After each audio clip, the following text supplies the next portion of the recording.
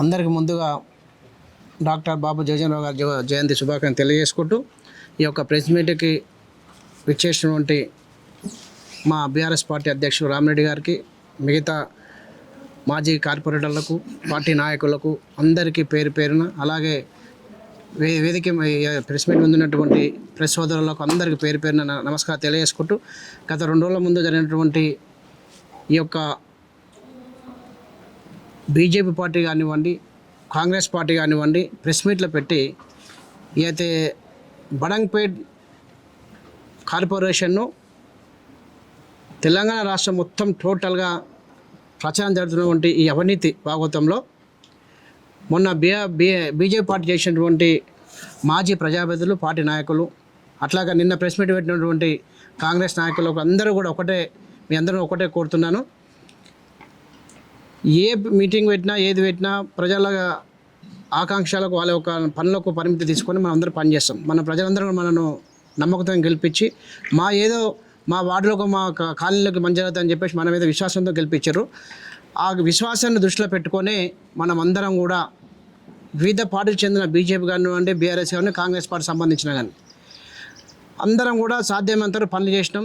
మేము ఒక మీటింగ్ పెట్టుకొని, మీటింగ్లో ఎజెండా తీసుకొని తమ యొక్క కార్పొరేట్ పరిధిలో ఉన్న పరిస్థితులన్నీ కూడా ఎజెండాలో పొందుపరుచుకొని, అభివృద్ధి కార్యక్రమాలు పొందుపరుచుకొని, ఎజెండా తయారు చేసుకొని అధికారులతో సమీక్షించి అందరం కూడా పార్టీకి సంబంధించిన నాయకులు అందరం కూడా కూర్చొని మాట్లాడుకొని ఒక ఎజెండా తయారు చేసి మనం తీర్మానం చేయడం జరిగింది. గత సంవత్సరం మా పారగమన అప్పుడు సుమారుగా ఒక ఇంచుమించు 100 కోట్ల వరకు మనం వర్కులు పెట్టుకోవడం జరిగింది. 50 నుంచి 100 కోట్లు పెట్టినాం. అంటే ప్రపోజల్స్ అల్లే అవి.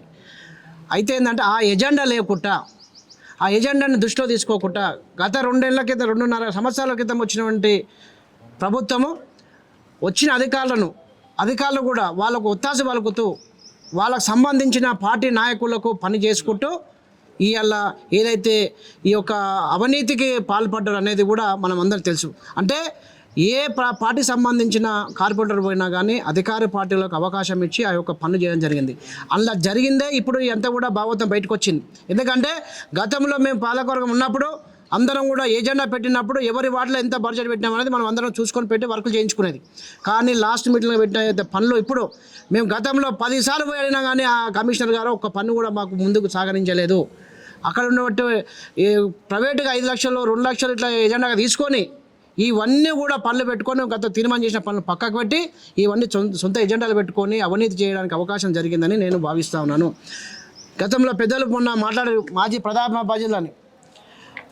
గత బడంగ్పేట్ సంబంధించినటువంటి సుమారుగా 6 నుంచి 7 మంది సర్పంచ్ అయ్యారు.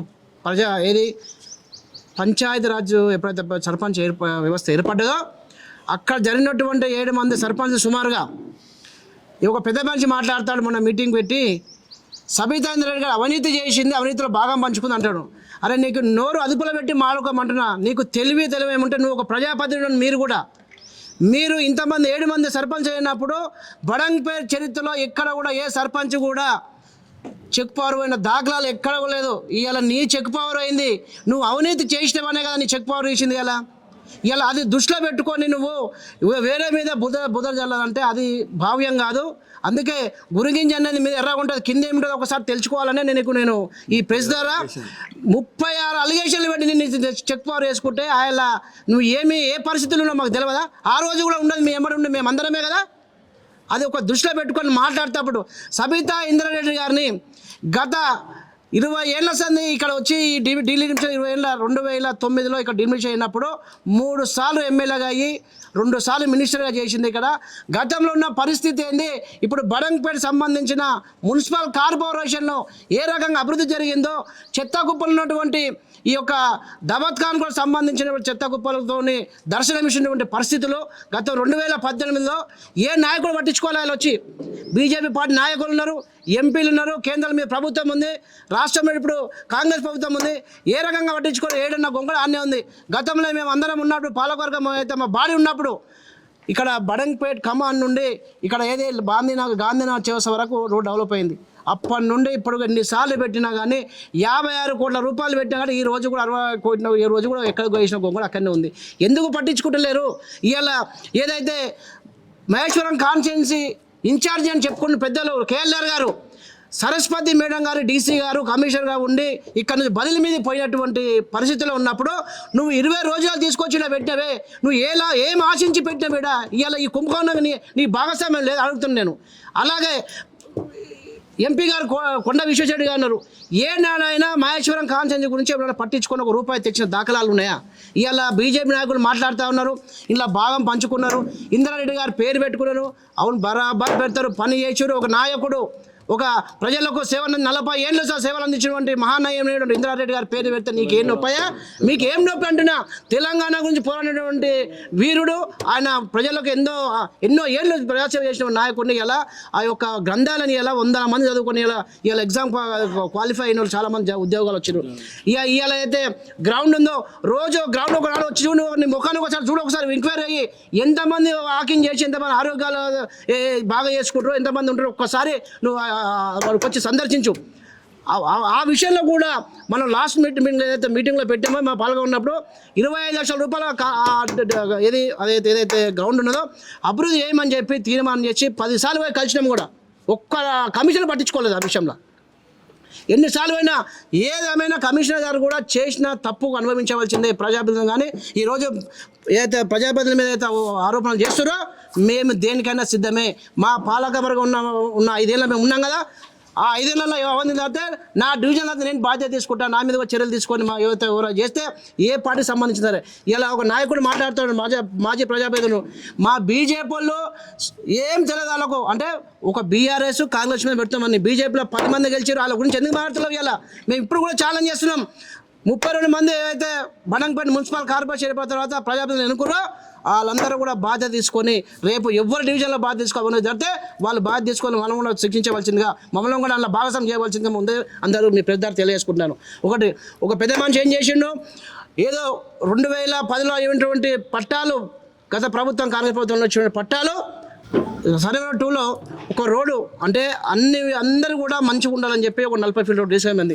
దాని విషయంలో సర్పంచ్ ప్రజాప్రతినిధులు కనీసమైన ఇంకితగానం ఉందో లేదో ప్రజల గురించి అక్కడ ఉన్నటువంటి ఒక మౌలిక సదుపాయం కల్పించడానికి పెద్ద రోడ్డు తీస్తే దాన్ని అవకతవకలు చేసి తిని దేనికైనా సిద్ధమే. ఈరోజు కూడా బల్లా గుద్ది చెప్తున్న మాజీ ప్రజాప్రతినిధిగా సర్పంచ్ గారు ఆ విషయంలో ఏదైనా ఉంటే నువ్వు ఏం ప్రూఫ్ తీసుకొనిరా, నేను చర్చకు సిద్ధంగా ఉన్నా అని చెప్పి చెప్పుడు చెప్తాను. రోడ్ అయితే 40 ఫీట్ రోడ్ ఇచ్చారు కదా, ప్రజలకు అనుగుణంగా ఒక కేంద్ర బిందుగా మెయిన్ రోడ్ లింక్ ఉంది కాబట్టి దాన్ని అప్పుడున్న అధికారుల సూచన మేరకు, అప్పుడున్న ప్రజాప్రతినిధుల సూచన మేరకు కూడా కొన్ని ఆలోచన చేసి ఆ రోడ్డు ఇవ్వడం జరిగింది. ఇప్పుడు కూడా నేను అది కూడా చెప్తున్నా, అవకతవకలు ఏదైతే అవక చెవకలు మాట్లాడుతున్నావు కదా, నీకు దమ్ము ధైర్యం ఉంటే ఆ 40 ఫీట్ ఉంది కదా, దాని మీద నువ్వు ఏమి ప్రూఫ్ తీసుకుంటున్నావు, నేను అవకతవకలు చేసినావు, నువ్వు చర్చరా అని చెప్పేసి మీ ద్వారా తెలియజేసుకుంటాను. అలాగే ఇప్పుడు ఏదైతే ప్రజాప్రతినిధులు ఉంటారో ఉన్నా కానీ ప్రజలందరూ కూడా ప్రజల పక్షాన పనిచేయాలండి. ఏది ఉన్నా కానీ గత పాలకవర్గం 32 మంది ఉన్నారు, పార్టీలకు అతీతంగా ఇవాళ అధికారులు తప్పులు చేస్తే అధికారులు శిక్షించవలసిందే. ప్రజాప్రతినిధుల భాగస్వామ్యం ఉంటే ప్రజాప్రతినిధులు కూడా దాన్ని శిరస ఉంచవలసిందని చెప్పేసి మీ పెద్ద తెలియజేసుకుంటూ, ఇకనైనా మాట్లాడేటప్పుడు ఇప్పుడు ఏదైతే ఇన్ఛార్జ్ అని చెప్పుకున్న పెద్ద మనుషులు కూడా అధికారులు ట్రాన్స్ఫర్ అయిన తర్వాత అధికారం తెచ్చే తేవలేదు. ఎందుకంటే ఇక్కడ జరిగింది ఏంటంటే వీళ్ళ లోపాయ ఒప్పందం ఉన్నదని చెప్పేసి మేము భావిస్తూ ఉన్నాం. ఖచ్చితంగా వీళ్ళ మీద ఎవరి మీద అధికారులు తప్పులు ప్రయాపాలు చేసినా కానీ ఖచ్చితంగా బాధ్యత లేదని చెప్పేసి మీ ద్వారా తెలియజేసుకుంటూ ఈ అవకాశం ఇచ్చిన ప్రజలందరి పేరు ధన్యవాదాలు తెలియజేసుకుంటాం. Thank you. డిమాండ్ చేస్తున్నాం, రిక్వెస్ట్ ఉన్నది. ఎందుకు డిమాండ్ అంటే ఇవాళ మా మీద ఏదైతే మాజీ కార్పొరేటర్ల మీద ఆపోదాలు చేస్తారు కదా, ఎవరు చేస్తే వాళ్ళు శిక్షణ అర్హులు అవుతారు. జ్యుడిషియల్ ఎంక్వైరీ చేస్తావా, లేకుంటే నువ్వు ఎంక్వైరీ చేయి, ప్రభుత్వం రికవరీ ఎవరైతే అన్యాకాంతాలు చేసినా ఉంటే వాళ్ళు వాళ్ళ దగ్గర రూపాయి కట్టిన ప్రతి పర్సన్ అలా భాగస్వామ్యం ఉన్నది, ప్రతి ఒక్క వ్యక్తి భాగస్వామ్యం ఉన్నది ట్యాక్స్ కట్టే రూపంలో. కానీ అందరూ అలా సొమ్ము తినడానికి మనకు లేదు.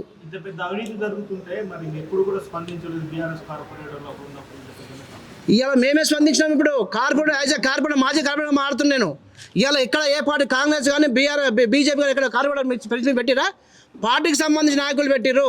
ఇవాళ పార్టీతో పాటుగా కార్పొరేటర్ మేము ముందుకు వచ్చినామని చెప్పేసి మీ దగ్గర తెలియజేసుకుంటాను. ఇలా ఇప్పుడు ఇంత అవకతవకలు జరిగినాయని చెప్పేసి మన మీద బదనాం చేస్తారు కదా.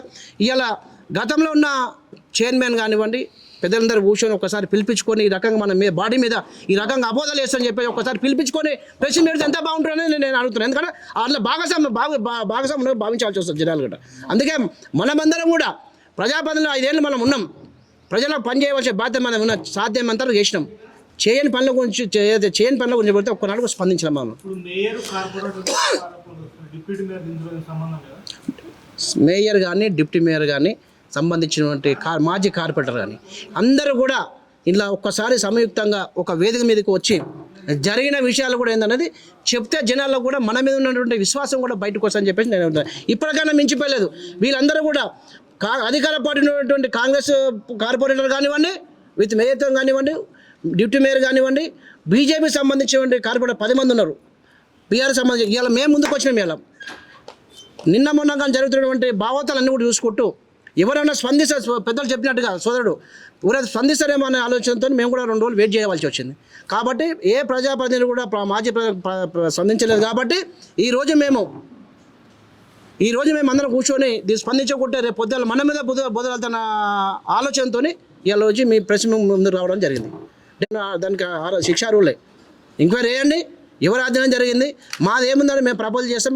మాకు 10 రూపాయలు మా కాలనీ పెట్టమని మా డీజన్ బట్టి మేము అడుగుతూ ఉంటాం. ఇలా ఏం సంతకం పెడుతున్నారు, ఏం లోపల మాకేం తెలుస్తుందండి, అంతేనా కదా?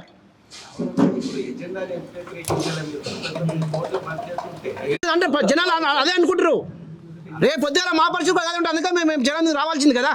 అధికారులు సొంతంగా అవినీతి చేసిరా, మీ ప్రజాప్రతినిధుల కొంతమంది నాయకుల ప్రోత్బలంతో? అన్నా నేనేమంటున్నా, ప్రోత్బలము ప్రోత్బలం ఏడుంటుంది? పని కావాలని కొట్లాది ప్రోత్బలం ఉంటుంది తప్ప ఈ అవినీతి కాడ ఎవరు ప్రోత్బలం అటువంటిది ఉంటే వాళ్ళు కూడా వెళ్తే దిగమని చెప్తున్నా. ఇవాళ ఏదైతే బలుపరిచిన అధికారులు కదా చెప్పండి. నేను ఏమంటున్నా, ఏ మేయర్ ఏ పార్టీకి అయినా ఏ మేయర్ అయినా కానీ ఈరోజు ఇప్పుడు మేము కొడుతున్నాం కదా, మేముంటే మామూలు కూడా వెళ్తాయి అని చెప్తున్నా. అందరూ ఏ పార్టీ సంబంధం లేదు. ఎవరైతే పోజువాళ్ళు చేసి తీసుకొచ్చి వాళ్ళ ముందు పెట్టండి, చెప్పండి, అధికారులు చెప్పండి. ఏదైతే కమిషన్ డీసీ ఉన్నారు కదా, బీఆర్ఎస్ పార్టీ సంబంధించిన వాళ్ళ, కాంగ్రెస్ సంబంధించిన వాళ్ళ, బీజేపీ సంబంధించిన ఎవరు వచ్చి మీరు ఒత్తిడి చేసారు? కట్టుబడి ఉంటే సిద్ధంగా ఉన్నాము. బహిరంగ చర్చ సిద్ధమే మేము. అరే నేను ఏమంటున్నానా, శ్రీధర్ ఇప్పుడు చెప్తున్నా సోదరులారా, ఎవరు చేసే అనుభవించవలసిందే శిక్ష. అర్థమైందా? ఇవాళ ₹1 ప్రజల సొమ్మిది అర్థమైందా? రూపాయి కష్టపడ్డ రూపాయి ట్యాక్స్ కట్టే రూపంలో వచ్చిన దాన్ని మనము వాళ్ళకు అభివృద్ధికే ఉపయోగించాలి. 100% అన్న చెప్తున్నా కదా. అదా నేనేమంటున్నానా, ఏదైతే నగర పంచాయతీ ఏర్పడితే 1% పెట్టండి. నిధులు ఎక్కడ ఏ పీరియడ్లో అన్యాయకేంద్రమైనవి, ఒకసారి చర్య తీసుకోండి. ఈ గత 10 ఏళ్ళ సంది కానీ ఈ యొక్క పోయినాక మళ్ళీ కమిషనర్ గారు వచ్చిన తర్వాత ఈ అన్యాయకాంతానికి బయటపడ్డాయి. అంటే ఏ రకంగా తీసుకొచ్చారు ఏదో అనగా మీ పోల్చబలం ఉన్నట్టే కదా మేము భావిస్తున్నాం 100%. అది అర్థమైందా?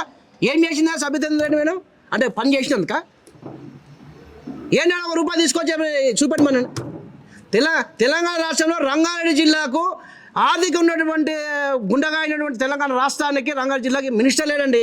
ఎవరితో చెప్పుకుంటారు? ఇలా చెప్పుకున్న కాంగ్రెస్ నేలకు ఆలోచన చేయాలి ఒకసారి. హోమ్ మినిస్టర్ లేడు, విద్యాశాఖ మంత్రి లేడు, మున్సిపల్ శాఖ లేదు. ఎవరిని అడగాలి? మున్సిపల్ శాఖ ఎవరి బాధ్యులు? ఇలా బాధ్యులు ఎవరిని అడుగుతామని ఇలా బాలాపూర్ విషయంలో వస్తాకల్లా 40 లక్షల కుంభకోణమని చెప్పి మొత్తుకుంటా అన్నారు. దాన్ని బాధ్యులు ఎవరు ఇవ్వాలి? మరి ఇలా విద్యాశాఖ మంత్రులు అడుగుతాను ఎవరిని అడగాలి? ఇలా మరి ప్రజలు ఎవరు బాధ్యులు కావాలి? అందుకే దయచేసి మీ అందరూ ఒకటి ఏంటంటే, ఎవరున్నా సరే, ఏ లీడర్ ఉన్నా సరే, ఈ యొక్క మున్సిపల్ కార్పొరేషన్ అభివృద్ధి గురించి అందరూ కూడా ఎవరు తప్పుండే వారు బాధ్యత వహించవలసిందే.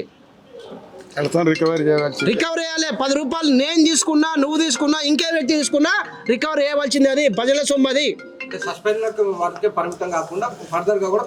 కొనసాగించింది. తప్పు లేదు, తప్పు చేసిన అనుభవించాను. ఇంకో రేపు వచ్చి ఇంకో ప్రజాప్రతినిధి చేయడు.